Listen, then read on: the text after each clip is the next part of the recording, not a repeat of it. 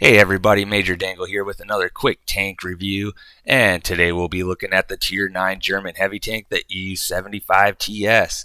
And as you guys know, I do like to do a little history on tanks that I'm making a video about, but there isn't a whole lot of history on the E75 TS because it was never produced. The E75 TS was one of the projects for further developing and modernizing the never-made E75 tank. It only existed in blueprints. E-Series was a late World War II attempt by Nazi Germany to produce a standardized series of tank designs.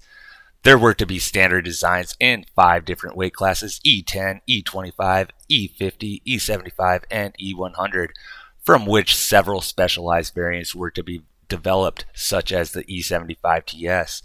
The E-Series designs were simpler, cheaper to produce, and more efficient than their predecessors.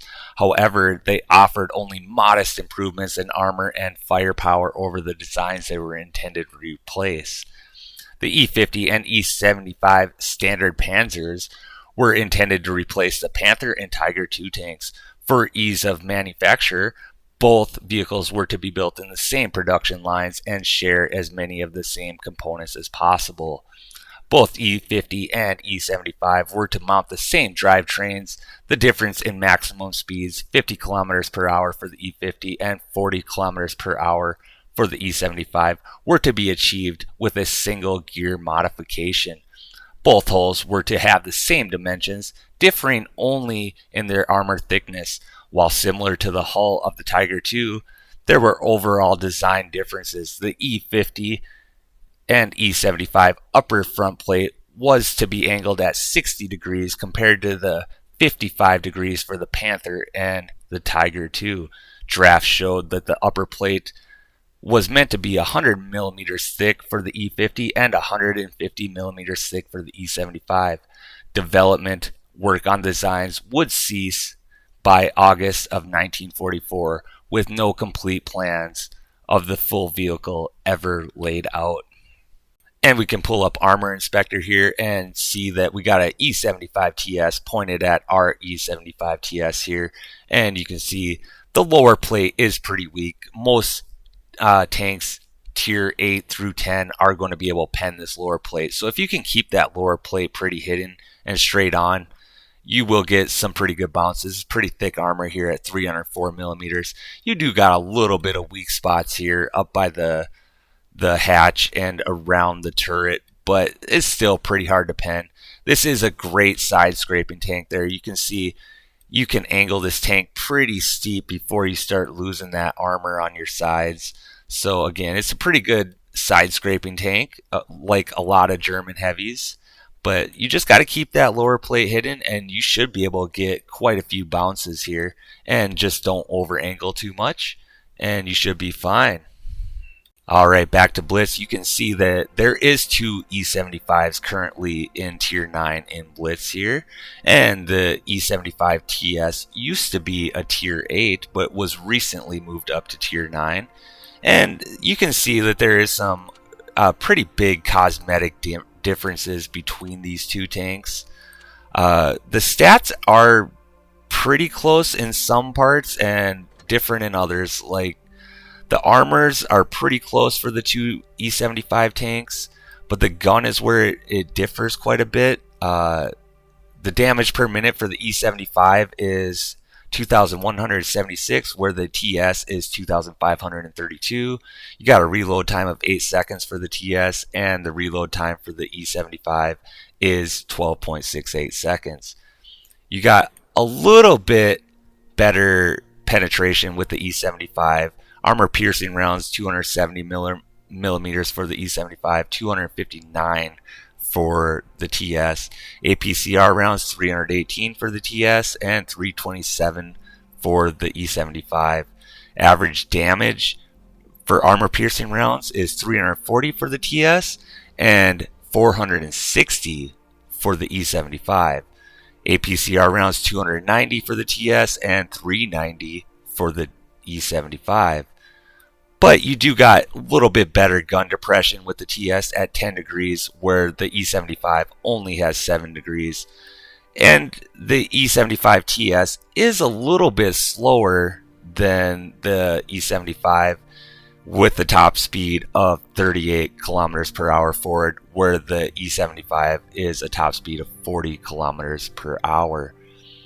So we can take a look at my equipment here quick. As I always say, there's probably better ways to equip this tank, but this works for me. So we'll look at the camo here. I do not have the legendary camo for this tank yet, but it is a pretty sweet camo. It's the Eagle camo here. It looks really good. If I had the extra gold, I would purchase this camo. So we did have a pretty good battle recently in this tank here, and I saved the replay, so we will check that out here. And we are on New Bay, and we are top tier, so that is always nice.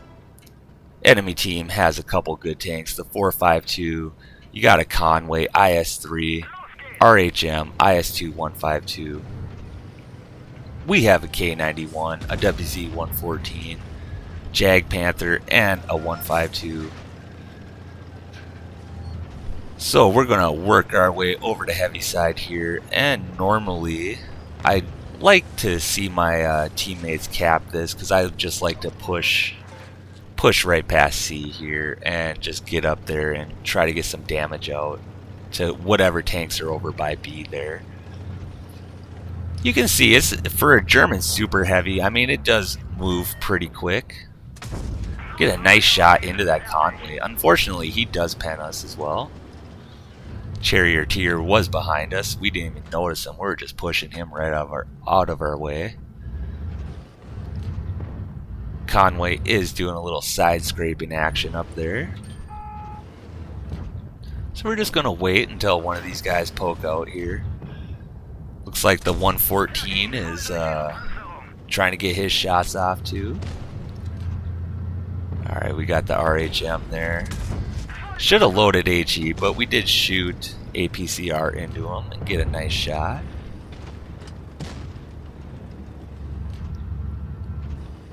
So we do got a big chunk of health. We can take a couple shots here if we really needed to. We're going to aim in on this Conway and get a nice shot into him, bringing him down to 267 hit points.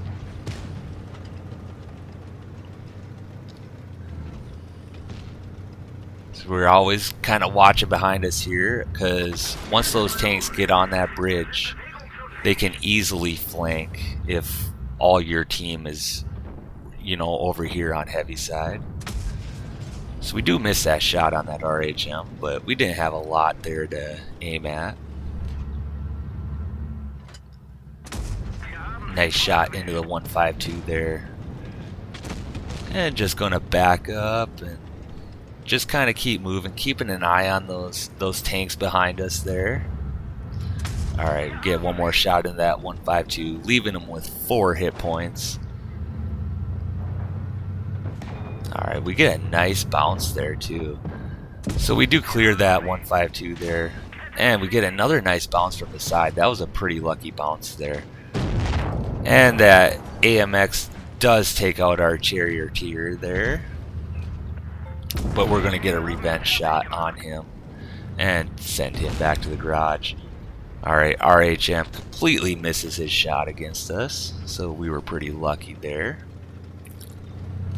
We are going to poke up here, and again, 10 degrees of gun depression for this tank, so can peek over ridges pretty easy.